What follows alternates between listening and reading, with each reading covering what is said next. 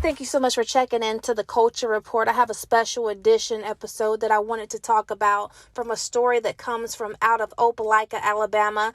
That is pretty much in the parameter or the area where I am from, not too far from my hometown. So this is a story that has been dear to me, and it's in reference to a Baby Jane Doe. Well, the Opelika Police Department just released an update on this case that's been ongoing since January of 2012. I worked in the news industry for 8 years, and this is one of the stories that I grew emotionally attached to. And, I recently ended my career in news to go on the other side of things and step my foot into law enforcement. This story being one of the reasons why I chose to take action. Okay, so I'm going to give you a quick rundown about, what happened. So on January the 28th, 2012, Opelika police responded to a trailer park in Opelika, Alabama in reference to skeletal remains that were found. Now, the skull was actually found in the yard of a residence, while majority of the bones were located only a few feet away near the woods in the trailer park. So the remains were sent to a FBI lab in Virginia. They determined that this was a little girl between the ages of 4 and 7. Now, during the autopsy, there were results that revealed this: more than 15 individual fractures. And they went throughout her, some of the body parts. The name where these fractures were found was her skull, her shoulders, her legs, and her arms. Now, according to Opelika police, the injuries had evidence of healing. So you know what that means.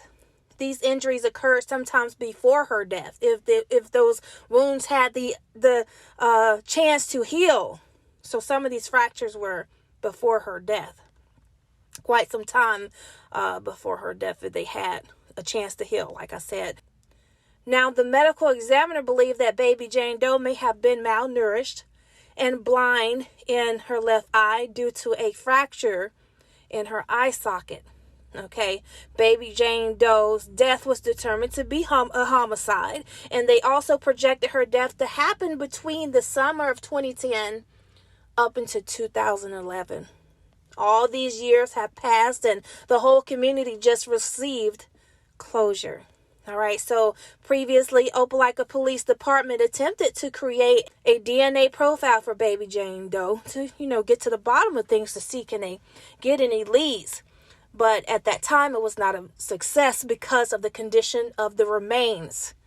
Okay, so according to the press release last year of January 2022, there was a breakthrough in advancements in DNA testing. A test was done again, and it was a success. A genealogical profile was built from these results, and the profile was uploaded to a DNA database. Now, when this profile was updated, Dr. Barbara Ray Venter, another hero that works closely with the National Center for Missing and Exploited Children, and also works with Firebird Forensics Group, used this profile to identify relatives and created investigative leads. That's information straight from the press release. All right, so fast forwarding to 2023 this month, January 2023, Jane Doe has a name, and there has been 2 arrests. All right, let's pull those mugshots up. Okay, here are the 2 guys right here. Here, who you are looking at now, right here, is Mr. and Mrs. Vickerstaff. So here's what I've learned since reading the press release that the Opelika Police Department released.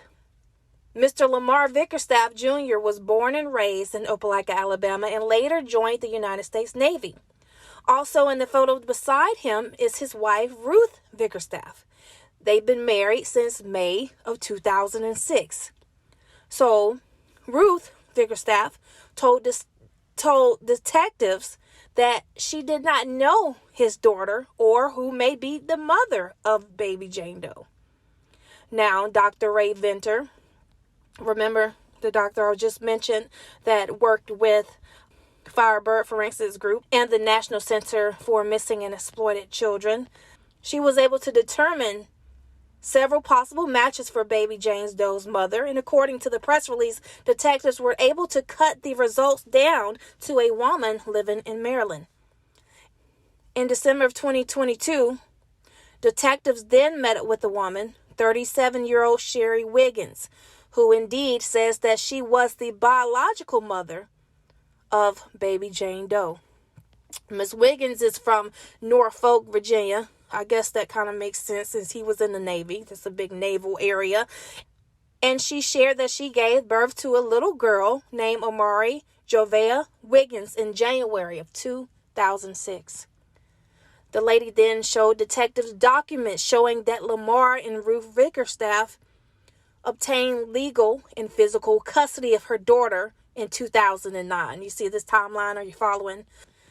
Okay, so the biological mother of Baby Jane Doe, now that we know, is Amari.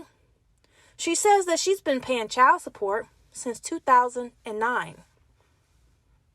All right, so there are two problems I see with this, with what I just mentioned, but I'm not here to get into my opinion about this situation.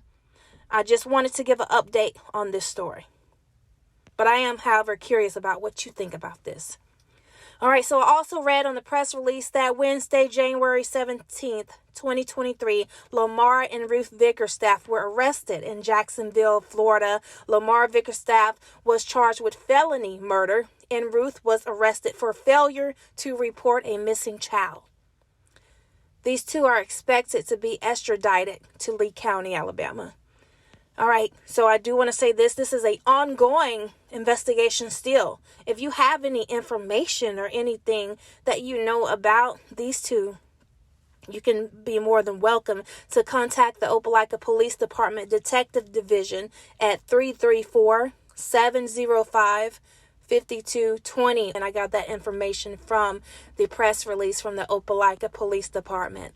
You know, I just want to say from the bottom of my heart, I want to thank the Opelika Police Department, because this story, like I said, is dear to my heart and dear to many people in the Opelika, Auburn, Smith Station, Columbus, Georgia area, Fort Mitchell, you know, all of those counties that are outside of Opelika. You know, the people have been following this story, sharing this story about Baby Jane Doe.